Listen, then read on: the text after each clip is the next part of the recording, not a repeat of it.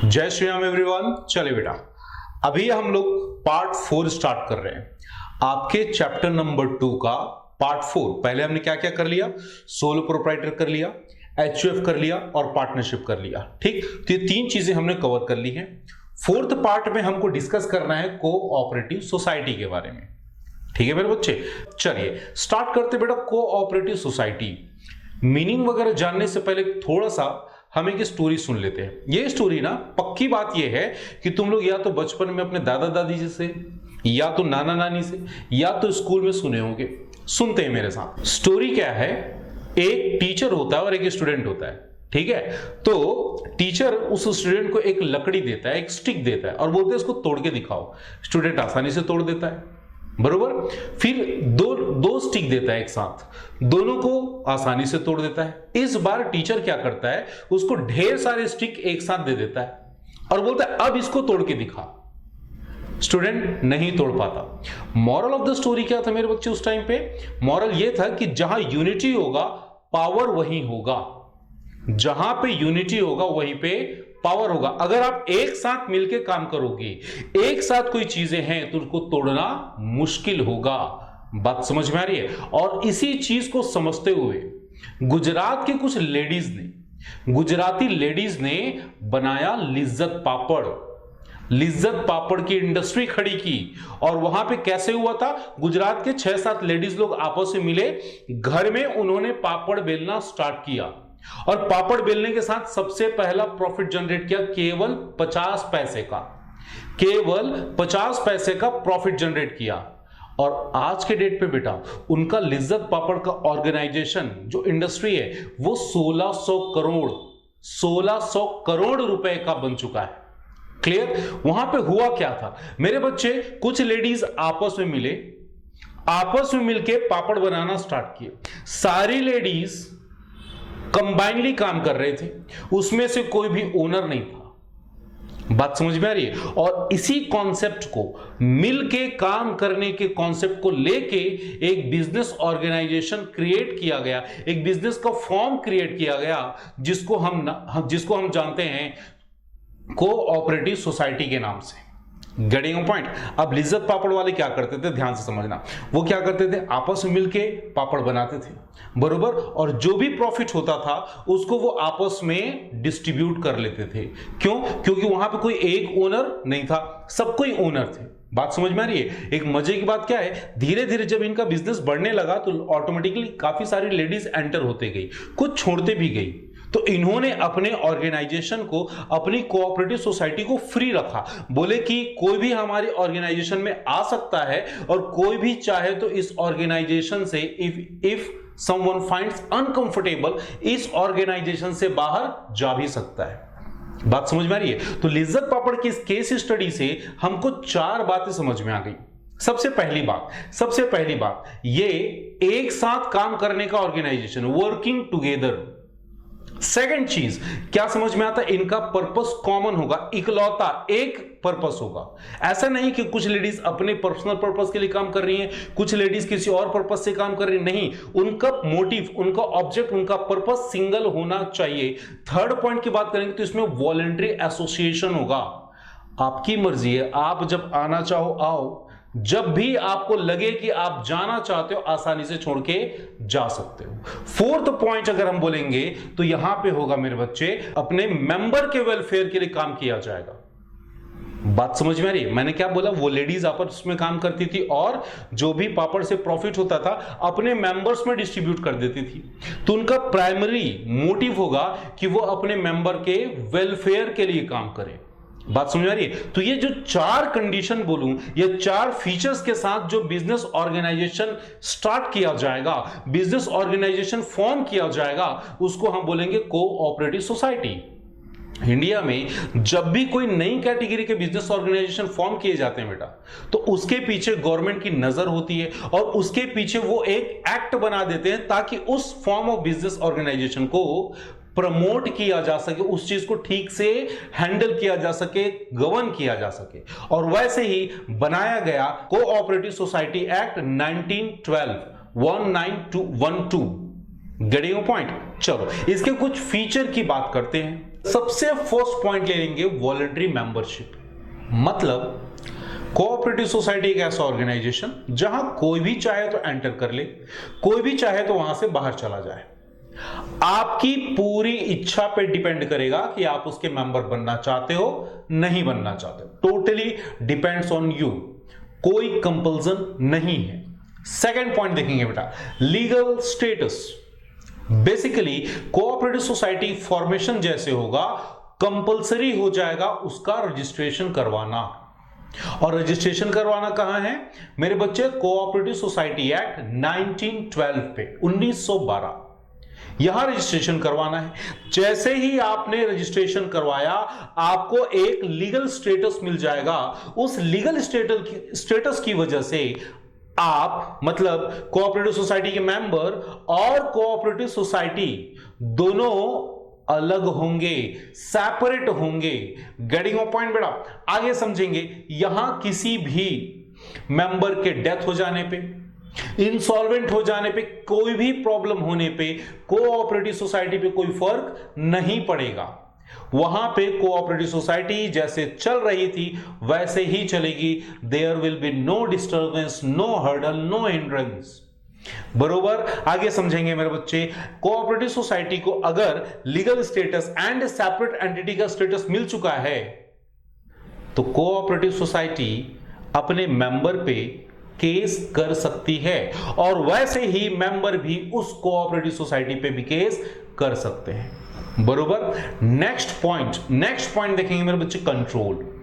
Cooperative society में कितने member होते हैं? मिनिमम होते हैं 10 मेंबर होने चाहिए। मैक्सिमम हमको नहीं पता, कितने भी हो सकते हैं। इसको आप अनलिमिटेड मेंबर लिख सकते हो। नंबर ऑफ मेंबर अनलिमिटेड हो सकते हैं, कोई उसका बाउंडेशन या फिर कोई लिमिट नहीं। अब एक छोटा सा प्रॉब्लम ये आता है, क्या इतने सारे लोग किसी कोऑपरेटिव सोसाइटी के पार्ट बन गए, उनके लिए डिसीजन कौन लेगा? उनके ओपिनियन को, उनके थॉट्स को, उनके एक्टिविटी को कंट्रोल कौन करेगा? तो वहां पे मेरे बच्चे ये सारे जो मेंबर है, जितने मेंबर कोऑपरेटिव सोसाइटी के हैं, वो इलेक्ट करेंगे कुछ लोगों को और उन कुछ लोगों के ग्रुप को बोला जाएगा मैनेजिंग कमेटी। तो उस कोऑपरेटिव सोसाइटी में कंट्रोल करने का काम कौन करता है? मैनेजिंग कमेटी करता है। गेटिंग अ पॉइंट बेटा? नेक्स्ट पॉइंट देखेंगे, सर्विस मोटिव। कोऑपरेटिव सोसाइटी क्यों बनाई जाती है मेरे बच्चे? कोऑपरेटिव सोसाइटी का मेन पर्पस सर्विस प्रोवाइड करना है। दूसरा, वो लोग अपने मेंबर की म्यूचुअल हेल्प करने के लिए, अभी मैंने लिजर पापड़ का एग्जांपल दिया, वहां पे एक दूसरे का हेल्प कर रहे हैं, वो लोग कंबाइनली काम कर रहे हैं और जो प्रॉफिट आ रहा है उसको आपस में डिस्ट्रीब्यूट कर रहे हैं। तो उनका ऑब्जेक्ट बोलिए क्या होगा? सर्विस मोटिव होगा। बरोबर? कुछ बातें कोऑपरेटिव सोसाइटी के बारे में हो गई। अब चलिए जरा एडवांटेज पढ़ते हैं बेटा। एडवांटेज ढेर सारे हैं। सबसे पहला advantage, easy formation. Cooperative society बनाना इजी है। आपके मोहल्ले के, आपके गांव के, एरिया के कुछ लोग आपस में मिलके कोऑपरेटिव सोसाइटी फॉर्म कर सकते हैं। ज्यादा लीगल लंबा प्रोसीजर नहीं है, आसानी से क्रिएट कर सकते हैं बेटा। Secondly, democratic management. Democratic management मतलब क्या हुआ मेरे बच्चे? का ऐसा मैनेजमेंट जो पूरा उसके मेंबर के थ्रू कंट्रोल किया जाएगा। जैसे कि हमने बोला कोऑपरेटिव सोसाइटी में ढेर सारे मेंबर है, आप उनके लिए डिसीजन ले रहे हैं तो उन मेंबर्स लोग जो पर्सन को चुन के मैनेजिंग कमेटी में भेजेंगे, वही पर्सन जो मैनेजिंग कमेटी में है वो उन लोगों के लिए डिसीजन लेगा। और ऐसे सिस्टम को डेमोक्रेटिक मैनेजमेंट बोला जाता है। जैसे हमारे इंडिया कंट्री जो है, इंडिया में जो पॉलिटिक्स चलता है डेमोक्रेटिक वे पे चलता है। जो नेता होते हैं उनको हम ही चुन के भेजते हैं और फिर वो हमारे लिए क्या लेते हैं? डिसीजन लेते हैं। तीसरा, स्टेबल एग्जिस्टेंस। पहले ही बोला ना मैंने, किसी की भी डेथ हो जाए, ल्यूनेसी हो जाए, इंप्रिजनमेंट हो जाए, इंसॉल्वेंट, कुछ भी प्रॉब्लम होगा, कोऑपरेटिव सोसाइटी पे कोई फर्क नहीं पड़ेगा। कोऑपरेटिव सोसाइटी जैसे चल रही थी वैसे ही चलेगी। No disturbance, no interference. Getting a point बेटा? नेक्स्ट देखेंगे इकोनॉमी ऑन ऑपरेशन। मेरे बच्चे आप लोग मेरी बात को समझने की कोशिश करो। आप लोग के घर में टमाटर परचेस किया जाता होगा मार्केट से, कितने केजी? 2 केजी। प्राइस क्या है? 50 रुपीज। तो 50 रुपए में मतलब 50 रुपए 2 किलो के लिए 100 रुपए हो गए। 100 रुपए में आप टमाटर ले आए। बरोबर? अब आगे सुनना मेरे बच्चे, अगर आप 100 किलो टमाटर खरीदो तो क्या लगता है 1 किलो टमाटर का भाव 50 रुपए होगा या कम हो जाएगा? डेफिनेटली कम हो जाएगा। कोऑपरेटिव सोसाइटी में तो ये ट्राई करते हैं ना, काफी सारे लोग जब एक साथ काम करेंगे तो कोई भी ऑपरेशन, कोई भी एक्टिविटी कैसी होगी? इकोनॉमी होगी, सस्ती हो जाएगी, इजी हो जाएगी। अगर आप मटेरियल परचेस करेंगे तो ढेर सारे एक साथ करेंगे, क्योंकि इस बार आप अपने लिए काम नहीं कर रहे हो, पूरे सोसाइटी के लिए काम कर रहे हो। तो पूरे सोसाइटी में जब बल्क में कोई चीज खरीदी जाएगी, बल्क में जब कोई काम किया जाएगा, तो ऑटोमेटिकली उसके प्राइस डाउन हो जाएंगे। दैट्स व्हाई बोला गया इकोनॉमी एंड ऑपरेशन। और अगला है बेटा सपोर्ट फ्रॉम गवर्नमेंट। ऐसे सोसाइटीज को जहां पे ढेर सारे लोग इन्वॉल्व होते हैं, उनको मिल जाता है गवर्नमेंट का सपोर्ट। सर कैसे? मेरे बच्चे ध्यान समझना, जहां पे एक्चुअली गवर्नमेंट क्या है? ग्रुप ऑफ पीपल द्वारा इलेक्टेड लोग ही तो गवर्नमेंट कहलाते हैं। और यहां पे भी ढेर सारे लोग आपस में मिल चुके हैं और वो किसी पर्टिकुलर मोटिव के पीछे काम कर रहे हैं। ऐसी चीजों पे गवर्नमेंट की नजर होती है। गवर्नमेंट ऐसी चीजों को रेगुलेट कर, ऐसी चीजों पे नजर रखती है। और जहां उनको लगता है कि वो लोग अच्छा काम कर रहे हैं, आपस में एक दूसरे की हेल्प कर रहे हैं, मतलब सोसाइटी को डेवलप करने का काम कर रहे हैं, लोगों को डेवलप करने का काम कर रहे हैं, गवर्नमेंट आपको grant, help, financial help provide करती है। दैट इज वाई एक बेनिफिट आपका ये होता है, गवर्नमेंट की तरफ से आपको सपोर्ट मिल जाता है।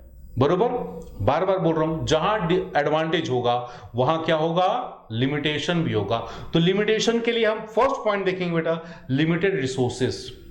कोऑपरेटिव सोसाइटी में बेसिकली कौन लोग आते हैं बेटा? बड़े बिजनेसमैन या छोटे लोग? छोटे बिजनेसमैन बोलूं या स्मॉल लोग आते हैं बेटा।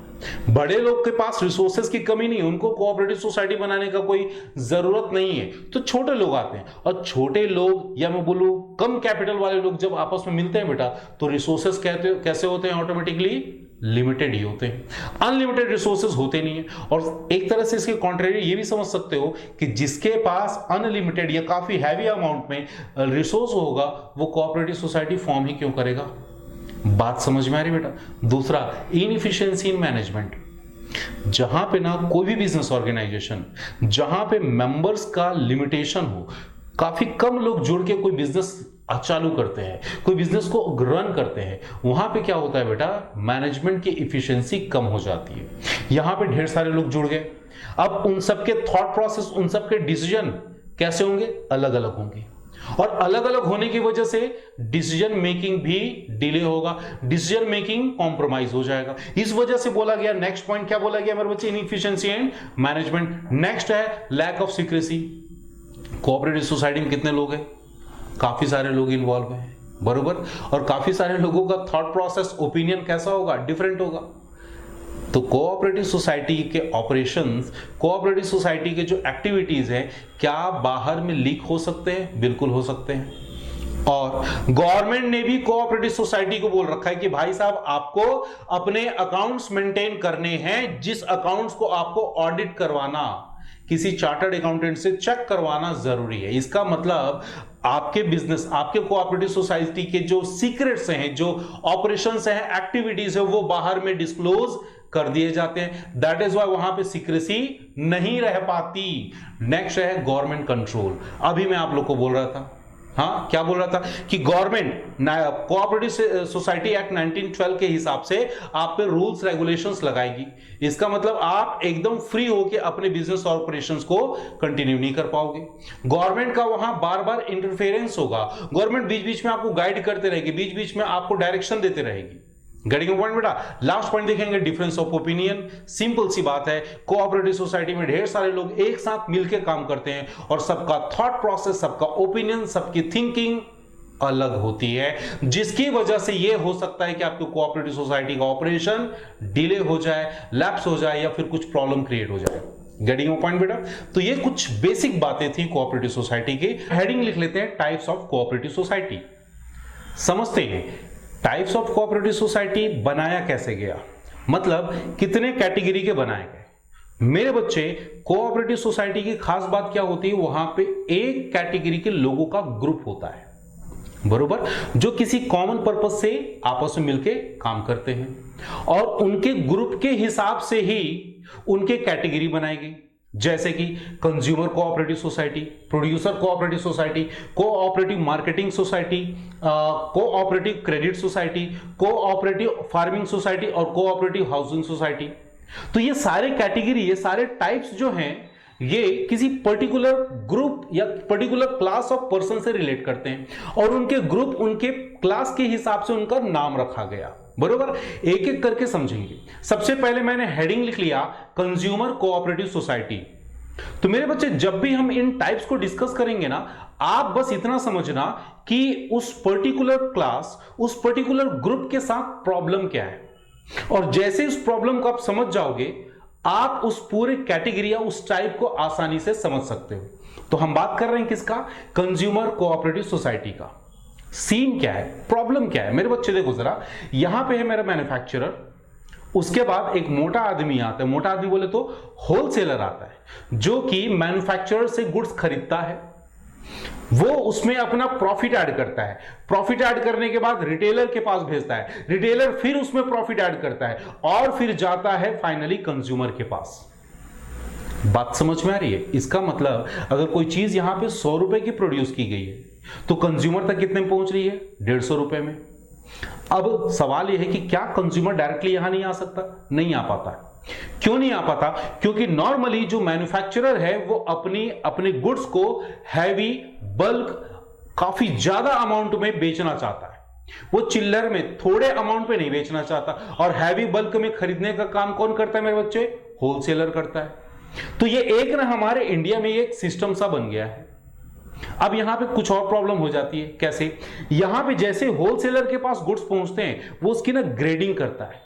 अच्छी क्वालिटी के लिए प्राइस बढ़ा देगा, गंदी क्वालिटी रहेगा उसको नॉमिनल प्राइस में दे देगा, प्रोडक्ट का ग्रेडिंग करेगा। इसका मतलब कंज्यूमर तक घटिया प्रोडक्ट पहुंचाए जाते हैं। तो दो प्रॉब्लम, एक तो आपको प्राइस का इशू जा रहा है, महंगा मिल रहा है, दूसरा घटिया प्रोडक्ट मिल रहे हैं। बरोबर, तो ऐसा करते हैं ना, ऐसे हमारे पास ढेर सारे कंज्यूमर है। ऐसे कंज्यूमर ने अपना एक ग्रुप बनाया। अब ये डायरेक्टली अप्रोच करेंगे किसको? मैन्युफैक्चरर को, और बोलेंगे कि भाई साहब आपको बल्क में बेचना है ना, आपको हैवी क्वांटिटी में बेचना है ना, हम खरीदते हैं ना। पहले हम सिंगल रिटेलर के पास जाके खरीदते थे, अब उन्होंने कम्युनिटी बना लिया, ग्रुप बना लिया। अब वो ग्रुप पहुंचेगा कहां? मैन्युफैक्चरर के पास, फैक्ट्री में।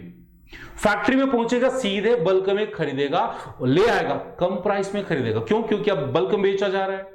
दूसरा, इन्होंने होलसेलर का जो प्रॉफिट है, रिटेलर का जो प्रॉफिट है, उसको एलिमिनेट कर दिया। क्यों? क्योंकि डायरेक्टली आ गए किसके पास? मैन्युफैक्चरर के पास।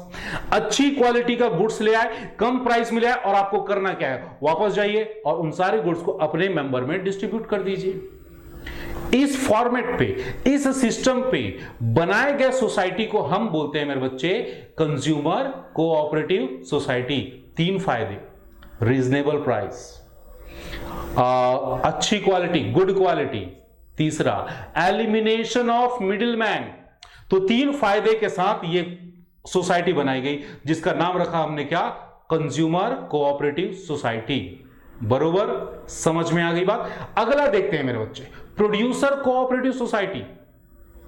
प्रोड्यूसर कोऑपरेटिव सोसाइटी, हमारे इंडिया में दो कैटेगरी प्रोड्यूसर है बेटा। एक है बड़े प्रोड्यूसर, हैवी प्रोड्यूसर, जो काफी हैवी अमाउंट में, काफी लार्ज अमाउंट में प्रोड्यूस करने का काम करते हैं, और कुछ छोटे मोटे प्रोड्यूसर, जो बेचारे लोग छोटा मोटा अपना बिजनेस स्टार्ट किए हुए हैं और अपना बिजनेस चला रहे हैं। क्लियर? सारे प्रोड्यूसर को दो कैटेगरी की चीजें चाहिए, एक तो रॉ मटेरियल चाहिए और दूसरी टेक्नोलॉजी चाहिए। रॉ मटेरियल और टेक्नोलॉजी, और मैं यहां स्पेसिफिकली बात करूंगा स्मॉल प्रोड्यूसर का। तो दो चीजें चाहिए, एक तो रॉ मटेरियल, दूसरा मशीनरी बोलो या टेक्नोलॉजी। नॉर्मली ये दोनों चीजें बड़े ट्रेडर या मैं बोल बड़े प्रोड्यूसर द्वारा डायरेक्टली परचेज कर ली जाती है। तो प्रॉब्लम किसको होता है? स्मॉल प्रोड्यूसर को। स्मॉल प्रोड्यूसर को क्या प्रॉब्लम? एक तो चीजें सही समय पे मिल नहीं पाती, दूसरी मिलती है तो घटिया क्वालिटी की, तीसरा स्टॉक आउट होने का, कि उन लोगों को चीजें मिल ही नहीं पाती। बात समझ में आ रही? अब यहां पे भी सेम चीज है ना बेटा, कि जो भी उस रॉ मटेरियल का सप्लायर है या फिर मशीनरी का सप्लायर है, वो छुट्टे में, चिल्लर में या कम क्वांटिटी में बेचना पसंद करेगा या बल्क क्वांटिटी में? जाहिर सी बात है बल्क क्वांटिटी में। और बल्क क्वांटिटी में कौन खरीद लेता है? हैवी प्रोड्यूसर, या मैं बोलूं लार्ज प्रोड्यूसर्स। तो एक काम करते हैं, एग्जैक्टली सेम वे पे हम क्या करते हैं, हम छोटे प्रोड्यूसर आपस में एक ग्रुप बना लेते हैं और ग्रुप का नाम रखेंगे क्या, प्रोड्यूसर कोऑपरेटिव सोसाइटी। अब हम डायरेक्टली अप्रोच करेंगे सप्लायर को। किन किन के सप्लायर, रॉ मटेरियल और मशीनरी या बोलो टेक्नोलॉजी का सप्लायर, इनको अप्रोच करेंगे और डायरेक्टली उनसे परचेज करेंगे। परचेज करने के बाद हम आपस में बांट लेंगे। Getting point. तो इस फॉर्म पे जो सोसाइटी बनाई जाएगी क्या बोलोगे, प्रोड्यूसर कोऑपरेटिव सोसाइटी। फायदे क्या होंगे, ध्यान से सुनना। पहला फायदा, supply of study material. Study मतलब एक फ्लो पे आपको रॉ मटेरियल मिलते रहेगा, मशीनरी आसानी से मिल जाएगी। दूसरा, लेटेस्ट टेक्नोलॉजी और मशीनरी आपको अवेलेबल हो जाएगी, क्योंकि इस बार आप हैवी कैपिटल हैवी अमाउंट में परचेज करने जा रहे हो, हैवी कैपिटल के साथ हैवी चीजें परचेज करने जा रहे हो। तो वहां पे जो आपको टेक्नोलॉजी मिलेगी वो लेटेस्ट मिलेगी, अच्छी मिलेंगी। बात समझ में आ रही है। थर्ड हो जाएगा, यहां पे आप अपने प्रोडक्शन पे कंसंट्रेट कर पाओगे, आपको मटेरियल के लिए परेशान नहीं होना, टेक्नोलॉजी के लिए परेशान नहीं होना, क्योंकि उस चीजों के लिए आपने ग्रुप बना लिया है। तो आपको अपने प्रोडक्शन पे ही फोकस करना होगा। गेटिंग पॉइंट बेटा। नेक्स्ट देखेंगे बच्चे, यहां पे हमको देखना है मेरे बच्चे, कोऑपरेटिव मार्केटिंग सोसाइटी। अभी हमने कुछ देर पहले क्या डिस्कस किया, प्रोड्यूसर कोऑपरेटिव सोसाइटी का, जहां पे उनको रॉ मटेरियल, जहां पे उनको टेक्नोलॉजी से रिलेटेड प्रॉब्लम्स होते थे, उस प्रॉब्लम को हटाने के लिए उन्होंने बनाया था कोऑपरेटिव सोसाइटी। मेरे बच्चे, प्रॉब्लम केवल वहां पे नहीं है, प्रॉब्लम उसके बाद भी है। आपने प्रोड्यूस कर लिया, रॉ मटेरियल अच्छे ले आया, टेक्नोलॉजी अच्छा ले लिया, उसके बाद भी प्रॉब्लम होगा मार्केटिंग का। मार्केटिंग में क्या क्या आएगा, transportation, packaging, advertisement, warehousing, इन सब के भी तो प्रॉब्लम है। किसी प्रोड्यूसर को इन सब सारे प्रॉब्लम को भी तो फेस करना होता है। और यहां पे प्रॉब्लम क्या है मेरे बच्चे, जो बिग फर्म्स हैं, बड़ी कंपनीज हैं, उनके पास इन चीजों के लिए रिसोर्सेस अवेलेबल हैं, उन्होंने अपने एफर्ट से इन रिसोर्सेस को बना लिया है। प्रॉब्लम छोटे प्रोड्यूसर के साथ है, तो वो इस प्रॉब्लम को हटाने के लिए फिर से एक कोऑपरेटिव सोसाइटी फॉर्म करेंगे और उस कोऑपरेटिव सोसाइटी का नाम रखेंगे कोऑपरेटिव मार्केटिंग सोसाइटी। ये सोसाइटी फॉर्म करने से फायदे क्या होंगे, नंबर 1 फायदा, फेवरेबल मार्केट, आप आसानी से अपने गुड्स को बेच सकते हो। क्यों, क्योंकि इस बार आप अकेले नहीं हो, आपके साथ पूरा ग्रुप है। बात समझ में आ रही है। सेकंड देखेंगे बेस्ट प्राइस। क्यों, क्योंकि इस बार आपने जो warehousing, logistic, transportation, advertisement, packaging में जो खर्चा करना था, उसको अब आप कंबाइनली कर रहे हो। बात समझ में आ रही है। इसको ऐसे समझो ना कि अगर मुझे अदर स्टेट से गुड्स मंगाने हैं तो गुड्स तो आएगी ट्रक में। क्या लगता है, मैं एक छोटा बिजनेसमैन हूं, छोटा प्रोड्यूसर हूं, तो क्या पूरे ट्रक भर के सामान मंगाऊंगा? नहीं।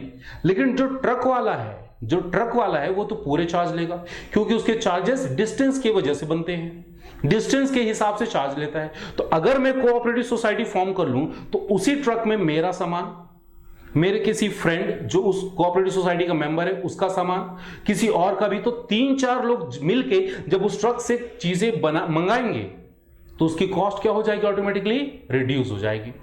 गेटिंग पॉइंट बेटा। नेक्स्ट बेनिफिट देखेंगे मेरे बच्चे, इजी सेल प्रमोशन। कैसे होगा, जैसे कि अगर मैं किसी साबुन का एडवर्टीजमेंट करता हूं, साबुन को मैन्युफैक्चर करता हूं, और मेरा जो कोऑपरेटिव सोसाइटी में एक प्रोड्यूसर है जो शैम्पू प्रोड्यूस करता है, तो मैं क्या करूंगा, अपने साबुन में उसके शैम्पू का रेफरेंस दूंगा कि ये साबुन जो है आपके लिए अच्छा है, साथ ही साथ आप उस शैम्पू को भी ट्राई कर सकते हो। इसका मतलब हम आपस में एक दूसरे का प्रमोशन कर रहे होंगे। बात समझ में आ रही है। तो हमारा एक प्रोडक्ट बिकेगा, साथ ही साथ उसके साथ दूसरा प्रोडक्ट भी बिकने के चांसेस हो जाएंगे। और second last, elimination of middleman के यहां सफाया हो जाएगा। आप डायरेक्टली सप्लायर से सारी चीजें ले रहे हो, डायरेक्टली आपने कोऑपरेटिव सोसाइटी स्टैब्लिश करके अपना काम खुद ही कर रहे हैं, तो किसी और पर डिपेंडेंट होने की जरूरत नहीं है। और सबसे ज्यादा फायदा होगा मेरे बच्चे ट्रांसपोर्टेशन में, पैकेजिंग में, एडवर्टीजमेंट में। तो इन पर्पस के साथ ये जो सारी चीजें हैं, इनके साथ आपने बनाया क्या, कोऑपरेटिव मार्केटिंग सोसाइटी। बरोबर मेरे बच्चे। थोड़ा और आगे चलते हैं, अगली कोऑपरेटिव सोसाइटी देखेंगे मेरे बच्चे। अगली कोऑपरेटिव सोसाइटी हो जाएगी हमारी कोऑपरेटिव क्रेडिट सोसाइटी। इंडिया में एक चीज बड़ी फेमस है बेटा, इंडिया में एक बड़ा डायलेमा का सिचुएशन है। इंडिया में अगर आपको लोन लेना है तो पहले यह साबित करना होगा कि आपको लोन की जरूरत नहीं है। मेरी बात नहीं समझे ना?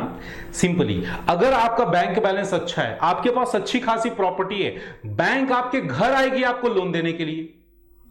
लेकिन अगर आपका सिचुएशन ठीक नहीं है, जैसे हमारे किसानों के साथ होता है, उनकी सिचुएशन नॉर्मली ठीक नहीं होती, उनको लोन देने के लिए कोई बैंक रेडी नहीं होता, डूबने का खतरा होता है ना बेटा, बोलो हाँ या ना? तो हम एक एग्जांपल लेते हैं किसी पर्सन का। इस पर्सन को लोन चाहिए, कहां जाएगा? सिंपली वो जाएगा बैंक, बरोबर। अब बैंक उसको क्या बोलेगी? बोले हम आपको लोन दे देंगे, कोई प्रॉब्लम नहीं है।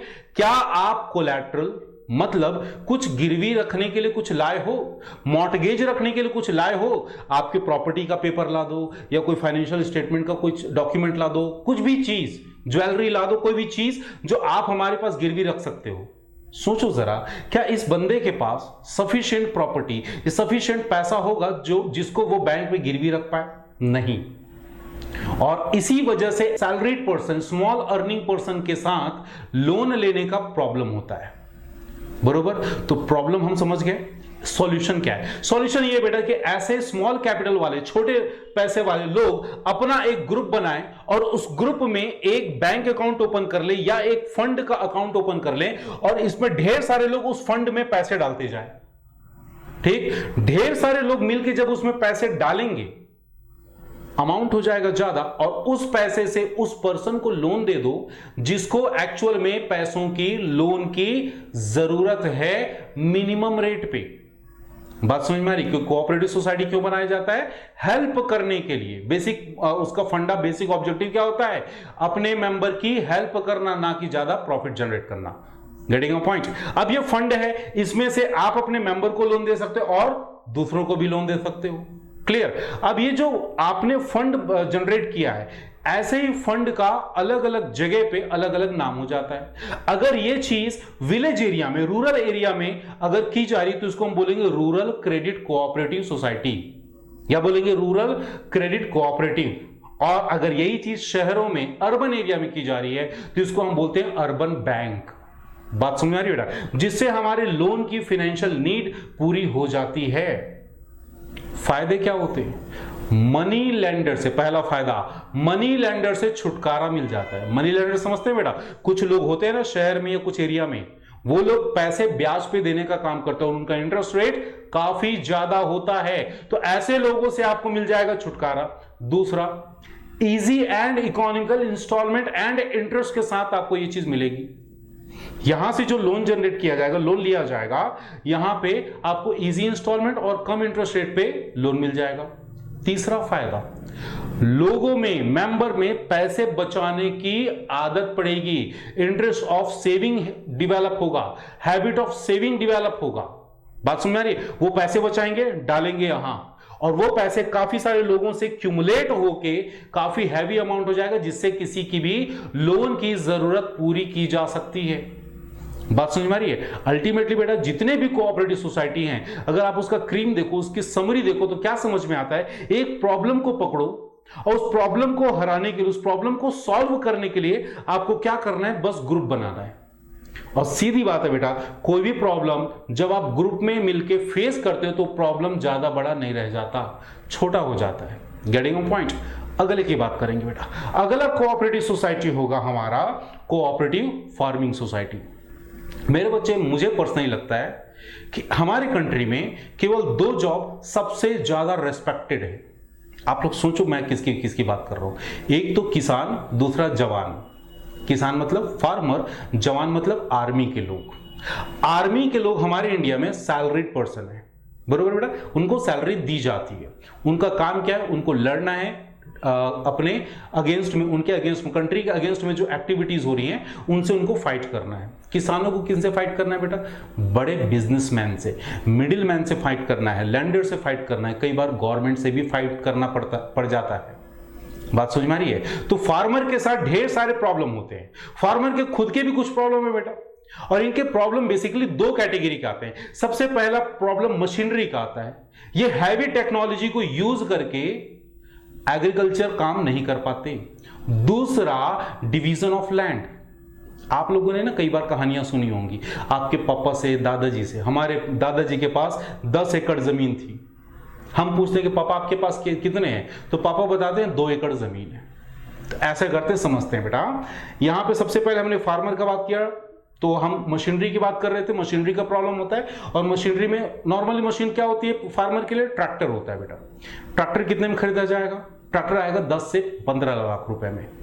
10 से 15 लाख रुपए में ट्रैक्टर आता है। क्या लगता है एक छोटा फार्मर जिसके पास छोटी जमीन है, कम एरिया में वो खेती करता है, क्या वो 10-15 लाख रुपए अफोर्ड कर पाएगा? नहीं कर पाएगा। क्यों नहीं कर पाएगा? क्योंकि अगर वो किसी भी तरह से ट्रैक्टर ले भी लेता है तो उसके पास वो जमीन काफी लिमिटेड है ना।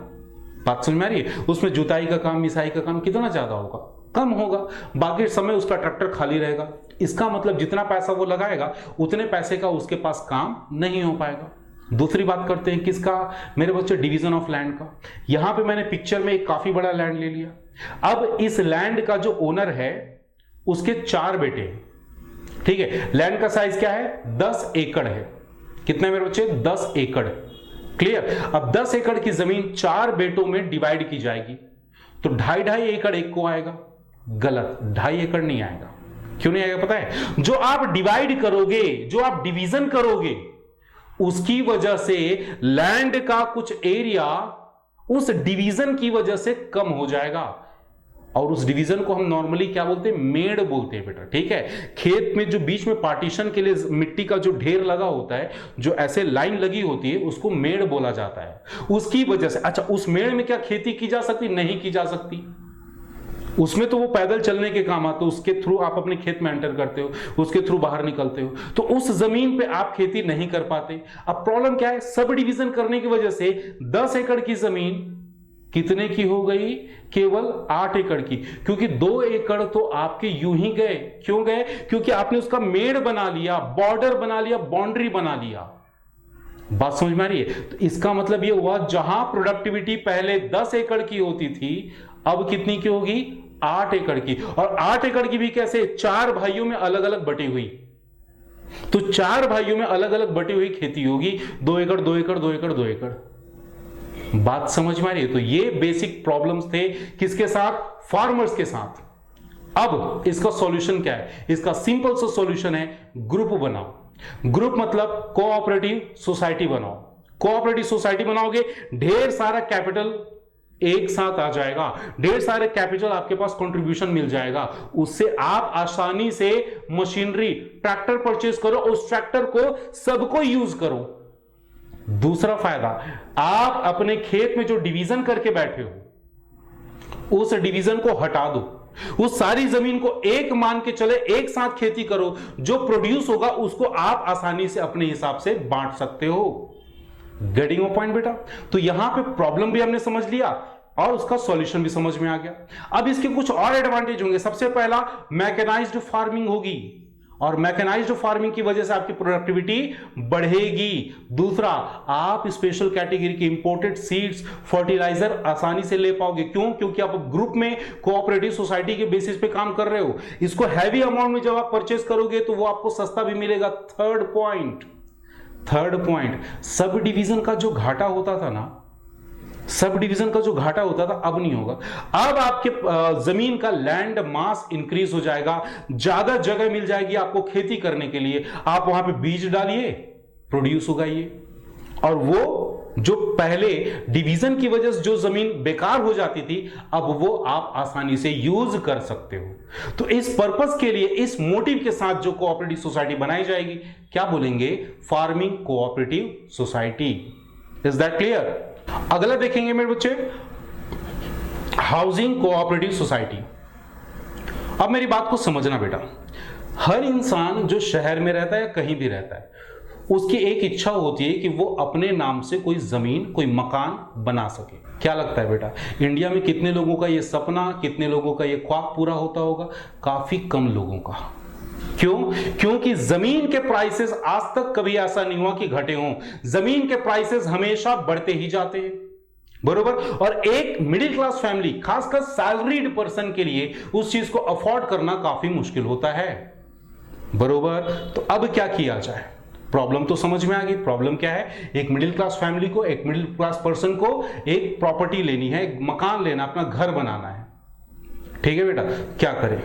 ऐसा करो, आप अपने कैटेगरी के कुछ लोगों को कलेक्ट कर लो और सबसे कैपिटल कंट्रीब्यूशन लो, सबसे पैसे इकट्ठा करो और उन पैसों से एक बड़ी सी जमीन खरीदो और उस जमीन पे ज्वाइंटली आप लोग अपना रेसिडेंस, अपना मकान बनवाओ और उस मकान जैसे रेडी हो जाएगा अपने हिसाब से बनवाओ, कोई प्रॉब्लम नहीं है। जैसे ही मकान रेडी हो जाएगा आप उस मकान, उस बिल्डिंग के अलग एरिया को आपस में डिस्ट्रीब्यूट कर लो। बात समझ में आ रही है? अगर ये समझ में नहीं आ रहा है बेटा तो मैं एक आपको पिक्चर दिखाऊंगा, उस पिक्चर के थ्रू बताना कि ये कौन से सोसाइटी की बात चल रही है। ये जो नजर आ रही स्क्रीन पे पिक्चर, फोटो, ये बताइए कौन सी सोसाइटी है बेटा? हाँ, टीवी पे आती है, नाम है गोकुल धाम सोसाइटी। ठीक है, वहां कैसे रहते हैं लोग? सारे लोगों ने मिलके एक बड़ा सा प्लॉट खरीदा, बड़ी सी जमीन खरीदी और उसमें उन्होंने कंस्ट्रक्शन करवाया और कंस्ट्रक्शन करवाने के बाद फ्लैट, मकान, ये सब आपस में बांट लिए। याद है ना आपके जेठालाल, हाँ, आपका पोपटलाल, भिड़े मास्टर, ये सारे अलग अलग प्रॉपर्टी में रहते हैं और ये लोग क्या करते हैं, इन्होंने एक इलेक्ट किया है और इसका मैनेजिंग कमेटी का अध्यक्ष एक में वो सेक्रेटरी किसको बनाया था? भिड़े मास्टर को बनाया था। भिड़े मास्टर सबके घर में जाके मेंटेनेंस का चेक लेता था। बात समझ में आ रही? अब कुछ गई बात दिमाग में। तो मेरे बच्चे, इस फॉर्मेट के साथ जब कोई आदमी सोसाइटी फॉर्म करता है तो उसको हम बोलते हैं cooperative housing society. Getting point? क्या क्या फायदे होते हैं मेरे बच्चे? सबको अपना खुद का मकान मिल जाता है। दूसरा, उस मकान की कॉस्ट काफी कम होती है, लोएस्ट रेट रहता है और साथ ही साथ आप लोगों ने उस गोकुल धाम सोसाइटी में देखा होगा कि उनके पास खुद का जिम है, खुद का पार्क है, खुद का पार्किंग का एरिया है और खुद का हॉल है। ठीक है, काफी सारे सेलिब्रेशन उसी के अंदर होते थे। याद आ रहा है? तो ये सारे सिविक एमिनिटीज भी उनको आसानी से मिल जाते हैं जो वो अकेले अफोर्ड नहीं कर पा रहे होते थे। बरोबर मेरी बात? क्लियर? तो हमने यहां तक कोऑपरेटिव सोसाइटी के ढेर सारे कैटेगरी को पढ़ लिया बेटा। अब आप लोग के मन में एक चीज आ रही होगी कि सर कोऑपरेटिव सोसाइटी में भी ढेर सारे लोग आपस में मिलकर काम करते हैं, पार्टनरशिप में भी ढेर सारे लोग आपस में मिलकर काम करते हैं और यहां पे भी मोटिव एक रहता है, यहां पे भी मोटिव एक रहता है। दोनों में डिफरेंस क्या है? तो मेरे बच्चे जरा डिफरेंस को देख लेते हैं, फिर आपका कोऑपरेटिव सोसाइटी हो जाएगा कंप्लीट। बरोबर जी? हम यहां पे टेबल बनाएंगे। सबसे पहले यहां पे लिखेंगे बेसिस, फिर पार्टनरशिप फॉर्म के लिए अगला कॉलम और लास्ट कॉलम कोऑपरेटिव सोसाइटी के लिए। तो टेबल में सबसे पहली चीज आ जाएगी नंबर ऑफ मेंबर। पार्टनरशिप में कितने मेंबर? 2, मैक्सिमम 100। कोऑपरेटिव सोसाइटी में कितने मेंबर? कम से कम 10, मैक्सिमम नहीं पता, अनलिमिटेड होते हैं बेटा, कितने भी हो सकते हैं, कोई प्रॉब्लम नहीं है। दूसरा डिफरेंस, बेनिफिट। पार्टनरशिप में बेनिफिट किसका होता है? कौन आदमी अपने बेनिफिट के लिए काम कर रहा होता है? सिंपली पार्टनर अपने बेनिफिट के लिए काम कर रहे होते हैं। कोऑपरेटिव सोसाइटी क्यों बनाया जाता है मेरे बच्चे? कोऑपरेटिव सोसाइटी पहले अपने मेंबर का बेनिफिट देखता है, उसके बाद सोसाइटी या फिर मैं बोलूं पब्लिक का भी बेनिफिट देखता है, जहां की पार्टनरशिप में केवल अपना प्रॉफिट देखा जाता है। बात समझ में आ रही है? Third point, business. मेरे बच्चे, पार्टनरशिप में जो बिजनेस होगा वो कंपलसरी होगा, मतलब बिना बिजनेस के कोई पार्टनरशिप फॉर्म नहीं किया जा सकता।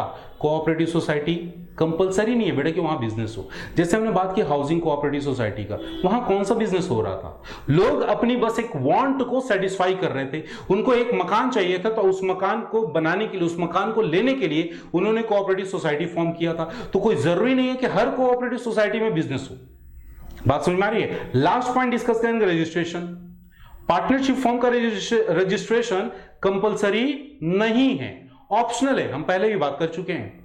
जबकि कोऑपरेटिव सोसाइटी का रजिस्ट्रेशन कंपलसरी है। एक बात और बताओ, पार्टनरशिप के लिए कौन सा एक्ट बनाया गया?